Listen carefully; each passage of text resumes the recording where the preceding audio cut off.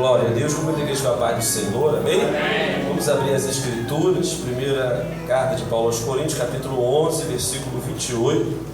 Depois nós vamos abrir Atos dos Apóstolos, capítulo 2, versículo 42 a seguir, amém? Logo após a ministração da palavra, estaremos apresentando aí os novos membros, para a glória do Senhor. Está conosco a missionária Dita, né, pastor Robson, sejam bem-vindos, amém? Em nome de Jesus. Glória a Deus. Noite de ceia, né, irmão? Noite da ceia do Senhor. Glória. É um culto bem diferenciado, amém? Quem concorda, diga amém. Amém. Primeira carta de Paulo aos Coríntios, capítulo 11, versículo 28. Que o Espírito Santo nos ilumine, nos dê graça, amém? Diz assim: examine-se, pois, o homem a si mesmo, e assim coma deste pão e beba deste cálice. Vamos lá para o livro de Atos, voltar um pouquinho. Atos dos Apóstolos, capítulo 2, versículo 42 ao 47. Glória a Deus.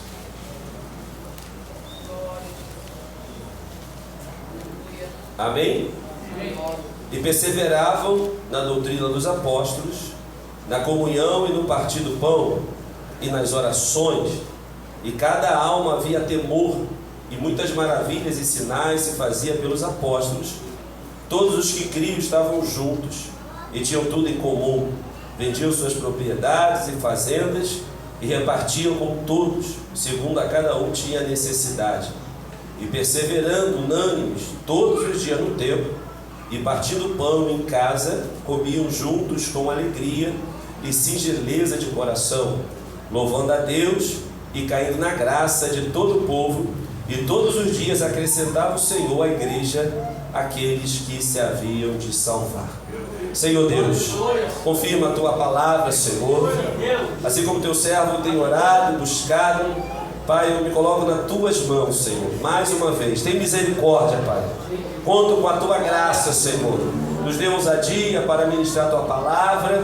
Estende as tuas mãos para curar neste lugar, Senhor. É assim que nós oramos em nome de Jesus. Amém? Podemos assentar. Um pouquinho mais de retorno aqui, Davi. Glória a Deus. Irmãos, nós estamos nesse culto de ceia. E eu estava meditando, a ceia, momentos que nós dávamos uma pausa, respirarmos fundo, principalmente para aqueles que já são servos do Senhor, né, que já receberam Jesus como seu Salvador, e para aqueles que ainda não receberam Jesus, para meditar, né, no sacrifício da cruz. Se está valendo a pena, né, viver uma vida longe de Jesus, uma vida afastada de Cristo, amém? Então a ceia é o momento que nós paramos. Nós lemos lá em 1 Coríntios capítulo 11, 28, examine-se, pois, o homem a si mesmo. Então o momento da ceia é o culto que nós paramos, né? Quantas pessoas nós falamos, e eu mesmo falo isso, quando minha filha liga, meu filho liga: filho, estou aqui na correria de sempre, na correria da igreja, na correria, né, dos afazeres. Então nossa vida tem sido uma correria. A tua vida tem sido uma correria? Então, muitos afazeres, muitos compromissos, e o culto da ceia é o culto que nós paramos, damos uma pausa para meditarmos, irmãos, aonde nós estamos, da onde nós saímos. É um culto que nós damos, né, olhamos em volta para saber aonde nós estamos, para onde nós vamos, o que nós queremos da nossa vida. É o momento que a gente respira fundo e diz: Senhor, será que o Senhor tem se alegrado de mim? Será que, né, eu estou satisfazendo a tua vontade? Estou cumprindo o teu propósito? Será que está valendo a pena viver essa vida que eu estou vivendo? Quem está entendendo o que está sendo falado aqui? Então é o culto para nós pararmos, irmãos. Parar o frenesi, parar a correria. Amém? Parar um pouco e meditar, porque Jesus está voltando. O tempo está se aproximando. Nós temos visto notícias e mais notícias, irmão. Eu estava vendo uma reportagem: a Terra tem se aquecido, irmão, desde 1974, né? Eu estava vendo uma reportagem que existem vários satélites, até um avião, né? Os aviões que tem um termômetro, né, para medir, e a temperatura da Terra está se aquecendo O planeta, a Terra está se aquecendo, irmão, cada vez mais. E a palavra do Senhor diz sobre o fogo, sobre os últimos tempos.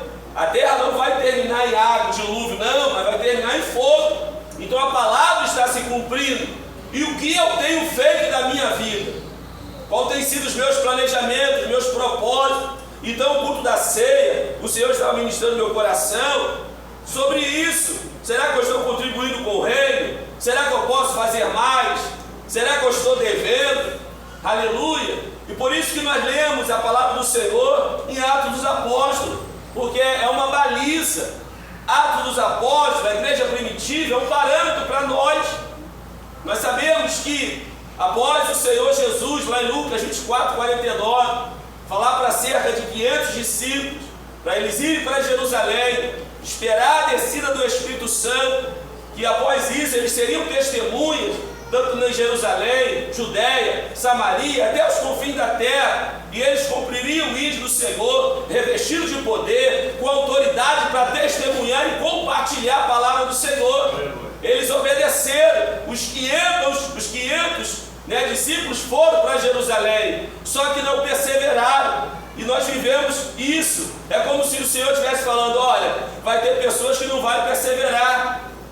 Aconteceu com o próprio Jesus, e os 500 foram. A Bíblia diz que quando o Espírito Santo desceu, 10 dias depois, apenas quase 120 permaneceram, e todos foram cheios do Espírito Santo, mas 380 não permaneceram. Aleluia! Ou seja, a maioria não permaneceu, a maioria não perseverou. Então não é para nos assustar, irmãos, que a maioria não vai permanecer. E quando nós olhamos a estatística bíblica, nós não vamos ver uma maioria, mas a Bíblia sempre fala dos remanescentes. Quem é remanescente aí? Então o Evangelho não é esse oba-oba todo, o Evangelho não é essa multidão toda, não. O Evangelho de Cristo, infelizmente ou felizmente, é para a minoria. É uma reunião para aqueles que querem pegar a cruz e seguir a Cristo. Nós estamos reunidos nesse templo, é a minoria, porque a maioria está lá fora. Quando eu pego a relação de membros dessa igreja, desde a fundação eu me assustei. Quando eu pego o número de membros que nós temos ativo e o número de membros inativos que já saíram, para os irmãos terem uma ideia, essa igreja foi fundada em 5 de junho de 2005. Ou seja, nós temos 19 anos e mais de 300 pessoas não permaneceram. Hoje nós devemos ter em média mais 120 membros, entre membros e congregados.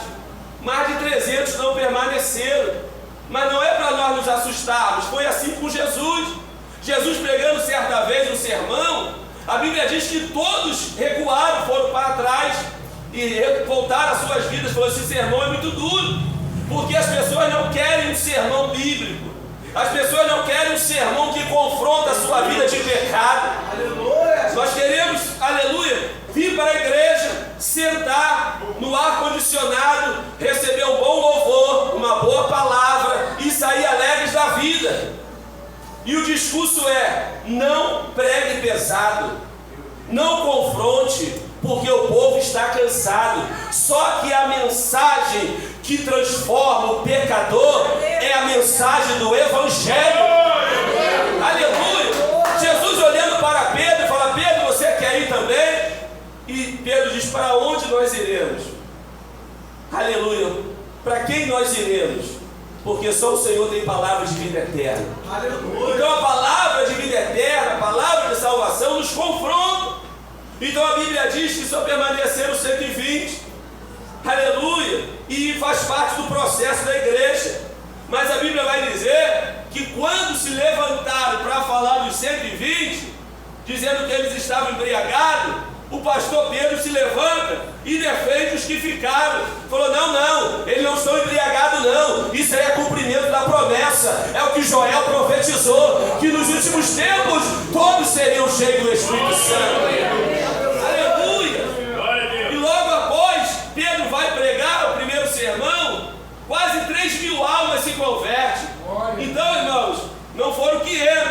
120, só que agora são 3.000 mais 120. Porque sempre vai ter quem quer e quem não quer. Eu vou te dizer mais uma vez, vai sempre ter quem não quer e quem quer ser salvo. Mas todos têm o direito de ouvir. Todos têm o direito de decidir se quer ou se não quer. Aleluia. Aleluia. Quem pode glorificar o nome do Senhor? Então nós vemos que no Pentecostes, irmãos, a eclésia, a igreja, ela foi inaugurada. A igreja de Cristo foi inaugurada no Pentecostes. Ou seja, a Assembleia de Jesus. Aqueles que são chamados para fora, fora do pecado, fora do mundo. E aí há uma diversidade de comentários. Mas enfim, nós fazemos parte da Assembleia de Cristo. Aleluia. Nós fazemos parte da Assembleia de Jesus Cristo.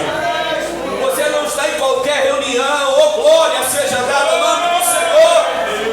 Aqui não é uma reunião de políticos. Aqui não é qualquer reunião. É uma Assembleia de santos. É uma Assembleia de lavados e remidos no sangue do Cordeiro. Você pode adorar o nome do Senhor. É a Assembleia de Jesus. Não é qualquer coisa. Nós não nos arrumamos para ir em qualquer lugar, irmão. Jesus falou em Mateus 16:18 sobre essa rocha. Sobre mim eu edificarei o quê? A minha eclésia, a minha igreja, a minha reunião.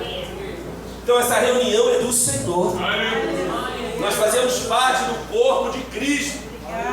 Quando nós abrimos o capítulo 4, a igreja já é quase 5.000 almas, irmão.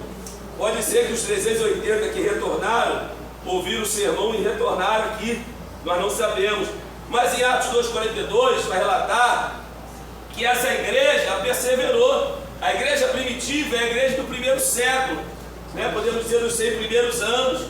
A igreja começou, é uma igreja que perseverava na doutrina dos apóstolos, na comunhão, no partir do pão, na ceia do Senhor, como estamos fazendo aqui hoje, e nas orações. Então esses relatos revelam claramente as marcas da igreja. Cadê essa marca em você? Cadê essa marca em mim? Aquela marca, qual marca? Que persevera na doutrina, que persevera na comunhão, que persevera no partir do pão, que persevera na oração. Quem pode adorar o nome do Senhor? Nós precisamos carregar essa marca. Aleluia! Então nós abrimos o livro de Atos e o tema dessa mensagem é a esperança de ser essa igreja, a esperança de ser uma igreja bíblica, a esperança de ser uma igreja poderosa, a esperança de ser uma igreja que vai ser arrebatada. Quando nós abrimos o livro de Atos, parece um sonho inalcançável, parece uma realidade que já passou, que não existe mais. Mas a Bíblia vai dizer, Hebreus 13:8, que Jesus é o mesmo ontem, hoje e eternamente. Eu quero dizer que Jesus não mudou. Ele falou que nós faremos obras maiores que Ele fez. Se Jesus não mudou, quem mudou? A igreja. Aleluia. Então quando nós abrimos, nós vamos ver que era uma igreja que tinha unidade. Atos 2:44 vai dizer que a igreja, aleluia, todos que criam estavam juntos, tinham tudo em comum. Ou seja, era uma igreja de unidade. É uma igreja que caía na graça, tinha a graça do povo. 2:47 vai falar, e louvando a Deus e caindo na graça. Era uma igreja que os coxos eram curados. Lá em Atos capítulo 3, Pedro e João, né, na hora nona, entrando no templo, chamado, na porta do templo chamada Formosa, quando viu o coxo, falou: olha, não tenho prata, não tenho ouro, mas o que eu tenho eu te dou, levanta e anda em nome de Jesus. É uma igreja que tinha o levanta e anda. É uma igreja que o Espírito Santo revelava quando não havia sinceridade na igreja. É uma igreja que o Espírito Santo revelava: o pastor está mentindo, e caía fulminado, morto. Essa era a igreja de Atos dos Apóstolos. Era uma igreja que restaurava a visão, como restaurou de Saulo. Era uma igreja que os doentes levantavam da cama, como foi a cura de Enéas. Os mortos eram ressuscitados, como foram Dorcas e o Eutico. Quem queria ter uma igreja assim? Quem queria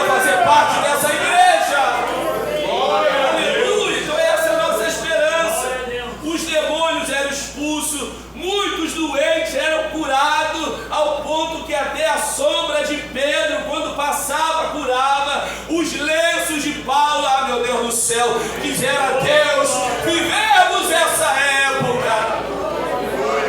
Não a época de Herodes, não, essa época não volta mais, irmão. Mas o poder do Espírito Santo, a graça de Deus. Não era uma igreja perfeita, tinha imperfeição, as pessoas eram imperfeitas, eu não estou dizendo isso. Às vezes nós sonhamos, pensamos que era uma igreja perfeita. Não, se tem homem, se tem gente, não pode ser perfeita, mas era uma igreja que perseverava. Oh, glória seja dada ao nome do Senhor. Então precisamos nos examinar, irmão, o que está faltando. Será que nós podemos ter essa esperança ainda? Quem acha que nós podemos ter essa esperança? Porque o Espírito Santo não cessou essa obra.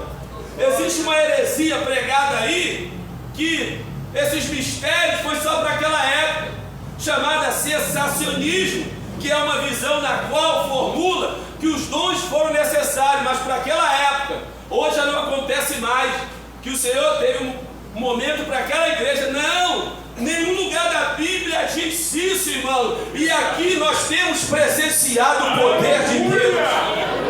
Aleluia! Quem crê que é real? Aleluia! Então os cristãos da igreja primitiva não se contentavam, irmão. Aí nós começamos a analisar. Eles não se contentavam em se reunir uma vez por semana, não. Eles não se contentavam em reunir 2 vezes por semana, não. Eles não se contentavam em se reunir 3 vezes, não. A Bíblia diz que eles se reuniam todos os dias no templo e também nas casas. Só que a gente quer, nós queremos os benefícios, mas o ônus, a responsabilidade a gente não quer. Sim ou não, igreja? A gente quer só colher os frutos, mas plantar nós não queremos. Aleluia. E não há colheita sem plantação, irmãos. Não existe colheita sem plantação. Hoje nós temos visto a luta de muitos irmãos, obreiros.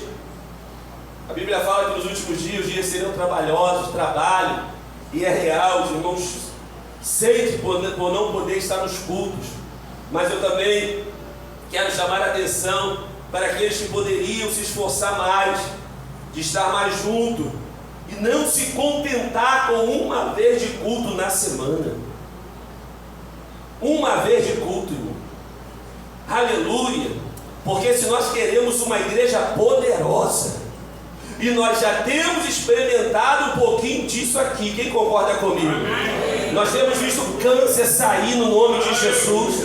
Nós temos visto pedra nos rins sumir em nome de Jesus. Nós temos contemplado um milagre, mas é apenas uma nuvem do tamanho da mão de um homem. Mas Deus não tem uma nuvem do tamanho da mão do homem. Ele tem uma cachoeira de poder para derramar sobre a igreja. Ele pode adorar o nome do Senhor.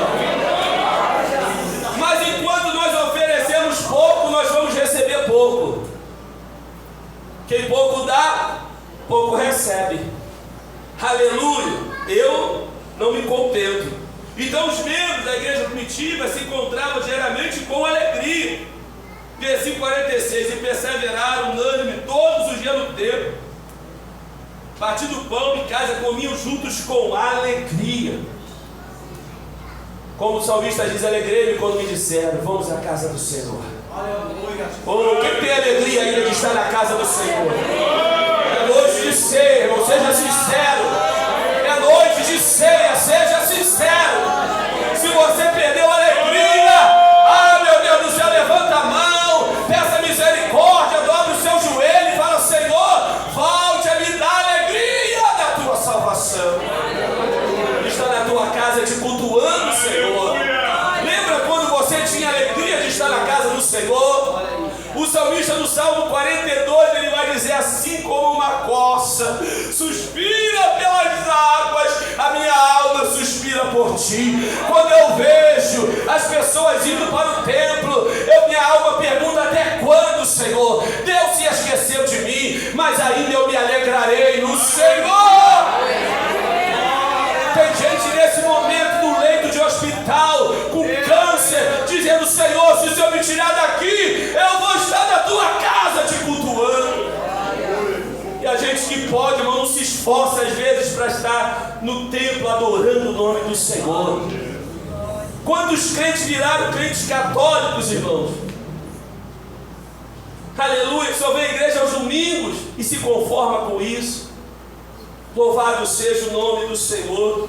A fé cristã era uma realidade diária. Diga, era uma realidade diária. Não uma realidade semanal ou mensal, mas uma realidade diária. Diária.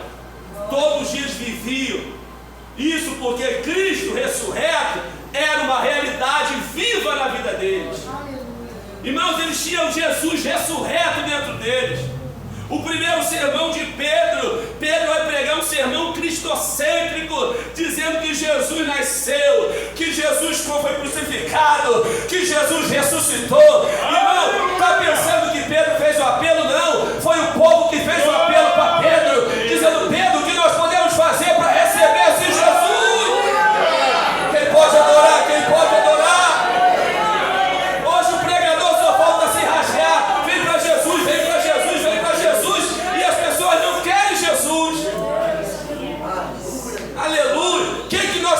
Fazer, pelo amor de Deus, fala logo: eu quero esse Cristo.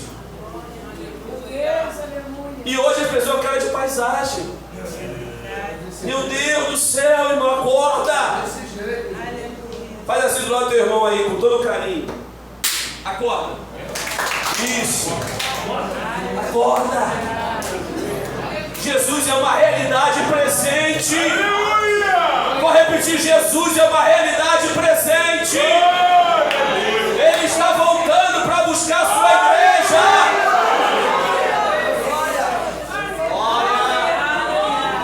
A grande tribulação é uma realidade, irmão. A ira de Deus é uma realidade. Pega a história bíblica que Deus fez com Israel. Israel teve que passar pelo cativeiro babilônico. E levanta Jeremias e diz: não adianta bater a cabeça na parede, não adianta desesperar, aceite que dói menos. Vão para o cativeiro. Aleluia. E Jeremias não precisa nem orar mais, porque eu não vou ouvir mais a tua oração. Juízo, irmãos. Jesus ainda é advogado. Jesus é o nosso advogado fiel. Ele está intercedendo ao lado do Pai. Meu filho, se conserta. Meu Deus, estou sentindo a graça, estou sentindo a unção de Deus aqui. Deus é misericordioso. Jesus vivo estava dentro dessa igreja, dentro de cada irmão. Será que nessa ceia, irmãos, podemos voltar a ter essa esperança? Será que nessa ceia possamos ter mais sede de Deus? Fala: Senhor, me perdoa, Pai, com toda humildade. Eu posso fazer mais. Eu posso melhorar. Eu posso contribuir mais. Meu Deus, eu posso, Senhor. Louvado seja o nome do Senhor. Quando nós olhamos para essa igreja, irmãos, que explodiu em crescimento, e o crescimento não era por causa daí, não eram os irmãos que davam o crescimento, não. Era o Senhor que acrescentava. Porque um corpo saudável cresce naturalmente. Alimente bem teu filho, que ele durma bem, que ele faça as coisas direitinho, porque ele vai crescer naturalmente, saudável. Quem está entendendo? Uma igreja saudável, o Senhor dá crescimento. Um prega, um semeia, o outro rega, mas quem dá crescimento é o próprio Senhor. Um crente saudável, ele cresce. Um crente não saudável, ele morre. Aleluia. Então, irmãos, os crentes sabiam os motivos pelos quais eles estavam ali. Os crentes sabiam o que deveriam fazer, como no militarismo, disciplina consciente. Você pode perguntar a qualquer soldado no posto o que ele está fazendo aqui. Se ele não souber, é a cadeia, sim ou não, bebê? Porque é disciplina consciente, ele tem que saber o que está fazendo ali. Eu estou aqui guardando o paiol, minha responsabilidade é deixar ninguém passar daqui para lá. Ele tem que saber. Nós temos que saber o que nós estamos fazendo aqui, irmãos. Aleluia. Qual é a nossa missão? Qual é o nosso propósito? Aleluia. Então eles não tinham uma vida fácil como a nossa, irmão. Meu Deus, nossa vida é muito fácil, sim ou não? Se comparar com a igreja primitiva, nossa vida é muito fácil. Eles eram perseguidos o tempo todo, eles eram dispersos o tempo todo. Era uma igreja, irmãos, aleluia, que sofria perseguição. Mas sabe o que eles faziam? Se reuniam para orar. Senhor, nos dê mais ousadia. Senhor, nos ajude. Senhor, estende as tuas mãos para curar, Senhor. Aleluia. Então, quando nós abrimos a Bíblia em Atos 2, do 42 ao 47, nós vamos ver algumas marcas que eu resumi. Aleluia. Que era uma igreja que aprendia na palavra de Deus. É uma igreja que amava a Deus e os seus irmãos. Era uma igreja de oração. Tudo era apresentado em oração. Era uma igreja de adoradores. E era uma igreja que evangelizava. 5 marcas que nós podemos dar a esta igreja, irmãos. Aleluia. Uma igreja poderosa. Uma igreja que vivia a palavra, aprendia a palavra, perseverava na doutrina. Uma igreja que amava, porque se você resumir, partir do pão, comunhão, de casa em casa, isso se resume em amor. Era uma igreja que amava a Deus acima de todas as coisas, e ao próximo como a ti mesmo. E era uma igreja de oração. Então nós olhamos essas palavras-chave, estudar a palavra, estudar, amar, orar, adorar, evangelizar. Nós vamos ver que foi com essa base que o Evangelho chegou até nós.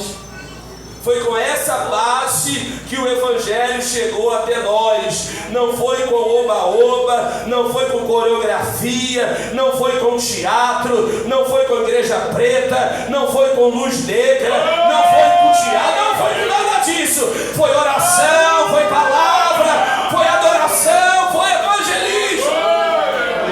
Oh, aleluia! Porque se nós queremos crescimento de Deus, a base é essa. Porque o homem pode crescer também. Paga um, paga outro, paga músico, paga, aí cresce. Cresce fácil, irmão. Já começa com 1000. Todo mundo recebendo. Aí é fácil. Mas é crescimento do homem. Mas essa igreja, o crescimento quem dava era Deus. Você pode adorar esse Deus? Aí chega, todo mundo quer isso, né? Uma igreja confortável, louvor bonito, uma boa palavra de vitória, de conquista. Você sai feliz da vida, mas a tua alma e o céu e o pecado, vai continuar no pecado? Vai continuar nas mesmas práticas? Vai continuar fazendo as mesmas coisas? Porque a Bíblia diz que aquele que está em Cristo, nova criatura é. Aleluia. Aleluia. Então, era uma igreja, irmãos, que aprendia na palavra, perseverava na palavra. Aleluia. Infelizmente, irmãos, aonde a Bíblia não está sendo pregada e ensinada com o propósito de dar à congregação um profundo conhecimento das Escrituras, é o que mais se procura. Mas quando é uma igreja bíblica, uma igreja da palavra, é uma igreja que confronta o pecado, é uma igreja que chama para a santidade. E isso não agrada, isso não traz aplauso. Mas uma coisa eu te garanto, é a palavra da eternidade. É a palavra que vai nos conduzir para o céu. Quem quer ir para o céu? Afinal de contas, nós estamos aqui para quê? Se não for para ir para o céu, se não formos para sermos salvos em Cristo Jesus. Aleluia! É muito maravilhoso ter um ambiente aconchegante, sentar, ouvir um louvor, uma boa mensagem de autoajuda e ir embora. Mas e a transformação? Interessante, irmão, estava vendo Hebreus capítulo 5, do 11 ao 14. Nós vamos entender, irmãos, que nós desenvolvemos o apetite por aquilo que nós costumamos a comer. Isso é muito sério. Está acostumado com leitinho? Tem que dar leitinho o tempo todo. Hebreus capítulo 5. Está acostumado a comida sólida? Duvido que você vai querer leitinho amanhã. Hebreus 5:11. Vai dar mingauzinho para quem está acostumado a comer comida forte. Dá mingauzinho para o pedreiro. Vai dar mingauzinho para quem trabalha pesado. Ei, prefeitura, vai aceitar? Acostumou com comida forte, querido. Tu só quer comida forte. Agora acostumou com mingauzinho, vai querer mingauzinho o tempo todo. Olha o que diz Hebreus capítulo 5, versículo 11 ao 14. Nós já estamos fechando, vai dar tempo de ir.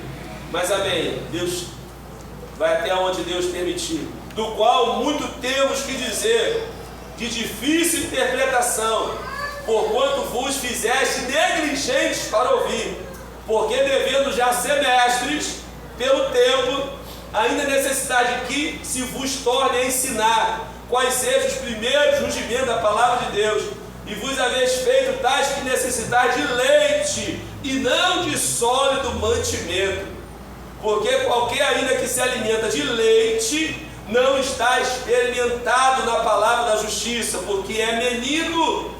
Mas o mantimento sólido é para os perfeitos, os quais, em razão do costume, têm o sentido exercitado para discernir tanto o bem como o mal.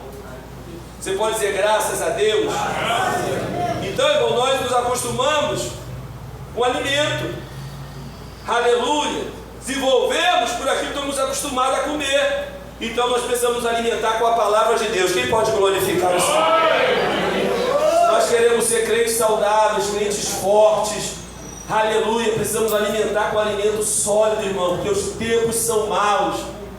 Aleluia! Segundo, tornar-se uma igreja que ama. Isso é revolucionário. Você pode imaginar uma igreja que compartilhava, uma igreja que amava, uma igreja que praticamente comia no mesmo prato. Aleluia! Então nós vamos ver uma unidade e amor tão poderosa nessa igreja, que não era difícil de entender por que essa igreja caía na graça de todos. Imagine, irmãos, Jesus falou em João 13:35 que nós seremos conhecidos pelo terno? Não. Pela saia das irmãs? Não. Nós seremos conhecidos quando amarmos uns aos outros. É a prática do amor. Imagina as pessoas entrarem numa comunidade e ver o amor que um tem para com o outro, independente da raça, independente da cor, independente da idade, independente da profissão, independente do dinheiro do bolso, todos se amando, aleluia, como se fosse um só. Glória seja dada ao nome do Senhor. Então é essa a beleza da igreja, Jesus Cristo em todos na prática do amor. 1 Tessalonicenses capítulo 4, do versículo 9 ao 12, vai dizer que nós temos que progredir no amor e não retroceder. Independente, irmão, se você foi decepcionado, se eu fui decepcionado, se investiu em alguém e não valeu a pena, porque o diabo o tempo todo tem lançado uma isca, né? E é uma isca realmente de Satanás. Pessoas que se doaram, pessoas que se comprometeram com alguém, investiram, e essas pessoas te decepcionam, e as pessoas se prendem, se fecham numa muralha e dizem: agora não vou ajudar mais ninguém, agora não vou fazer nada por ninguém, agora chega, eu não vou mais acreditar em ninguém. Isso é isca de Satanás. Independente de qualquer coisa, continue amando, continue investindo, porque pessoas decepcionam, mas também pessoas te saram. Aleluia, louvado seja o nome do Senhor.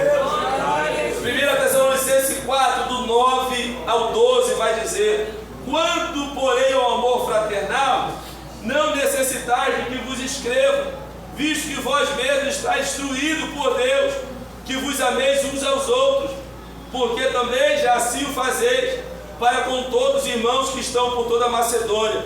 Exortamo-vos, porém, aqui ainda nisso, continueis a progredir cada vez mais. Amém, igreja? Diga para o teu irmão: invista em amar, invista nas pessoas. Aleluia, louvado seja o nome do Senhor. Era uma igreja que perseverava na oração. Irmão, sem oração não existe igreja. Oração é a base da igreja, irmão. A oração é a base de todo cristão. Nós vamos ver, para nós fecharmos, Jesus, só Lucas relata esse feito. Lá em Lucas capítulo 3, 21 e o 22, a Bíblia vai falar que Jesus orando, o céu se abriu. Aleluia. Lucas capítulo 3, versículo 21. E aconteceu que, como todo o povo se batizava, sendo batizado também Jesus, orando ele, o céu se abriu. E o Espírito Santo desceu sobre ele em forma corpórea. Lucas capítulo 1, versículo 14, vai dizer que antes do Pentecostes, antes da descida do Espírito Santo, a Bíblia vai dizer que eles estavam orando. Lucas 1,14 vai dizer: todos estes perseveraram unanimemente, ou seja, unânimes na oração e súplica. A igreja tem oração? Tem, mas todos estão unidos em oração? Não. E a Bíblia diz que eles estavam unânimes em oração. Então nós vamos entender, irmãos, que a igreja primitiva, a base dela era a oração. Saulo, na verdade, quando o Senhor fala com Ananias, lá em Atos capítulo 9, versículo 11, qual foi a chave? Fala: Ananias, vai até Saulo, porque ele está orando. Lá em Atos capítulo 10, quando Cornélio recebe o Espírito Santo, a Bíblia diz que ele estava orando. Atos capítulo 12 diz que a igreja orava continuamente. A igreja, quando foi perseguida, lá em Atos capítulo 4, versículo 31, diz que eles oraram e o lugar se moveu. Então a base da igreja é a oração. Então uma igreja que ama, uma igreja que ora, uma igreja que adora. A Bíblia diz que eles louvavam o Senhor. Uma igreja que evangeliza, eles ensinavam de casa em casa. Aleluia! Era uma igreja que crescia. Então nessa noite eu peço que você se coloque de pé em nome de Jesus. É uma noite de nós nos examinarmos. É uma noite de nós fazermos um exame, irmãos. Aleluia! Será que eu tenho sido? Será que eu faço parte? Aleluia! Será que eu tenho sido membro? Aleluia! Louvado seja Deus! Que tem essas marcas. Será que eu ainda oro? Será que eu ainda adoro o Senhor? Será que eu ainda evangelizo? Será que ainda eu amo o Senhor acima de todas as minhas forças? Será que eu estou amando meu irmão como a mim mesmo? Louvado seja Deus! Essa é a igreja de Jesus Cristo. É a igreja que o Senhor falou, aleluia, sobre esta pedra, aleluia, eu edificarei a minha igreja. Quem faz parte da igreja do Senhor? Quem pode adorar o nome do Senhor Jesus?